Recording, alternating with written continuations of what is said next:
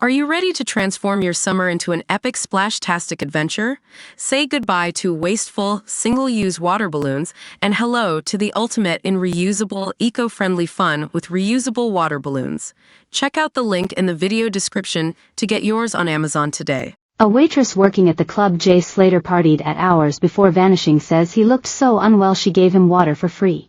19, was seen on video appearing to stagger back to his feet after falling over at Papagayo nightclub in Playa de las Americas, Tenerife. Now a hostess at the notorious party venue has told how she saw the apprentice bricklayer looking unsteady on his feet in the early hours of June 17. She told our channel, "I remembered Jay, because he was unstable on his feet. I gave him some water for free as he didn't look well." Ravers are usually charged €3 for water at the club, which sits on Tenerife's infamous party strip crammed with tourists. Bombshell footage previously revealed by our channel showed several lads turning their heads on the packed dance floor towards Jay, who appeared to be on the ground. He was then seen standing up with his shirt hanging around his neck, seemingly unsteady on his feet. The waitress, who would have been among the last to see Jay before he disappeared on the morning of June 17, said she was upset when she realized he was missing. She added, "I remembered him. My boyfriend called me in the morning and said he was missing. I recognized his picture straight away. I feel so sad. It feels very close to home as I am his age as well.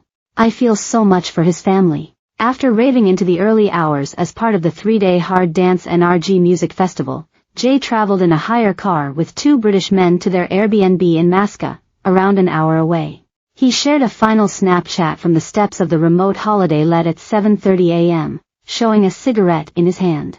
Jay, from Oswaldtwistle, Lancashire, was told there was no bus for 2 hours after he left, so started trekking the 11-hour walk back to his holiday accommodation. He made a final call to friend Lucy Law, who he was on holiday with, at 8:50 a.m. to say he was lost, needed water, and only had 1% phone battery.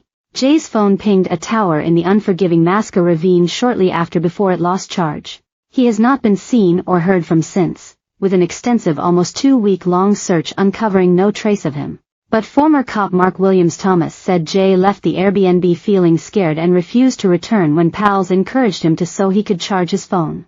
Mark, who has unofficially probing the case, revealed, "We know now that Jay took certain actions while at the rental because he was clearly worried about his own safety."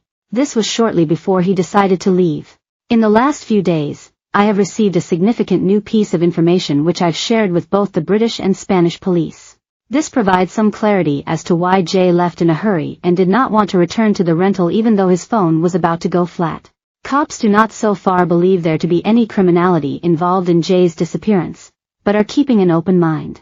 Spanish police axed the official almost 2 weeks ago but are continuing to probe new information or tip-offs. They have not deemed Jay as missing, presumed dead.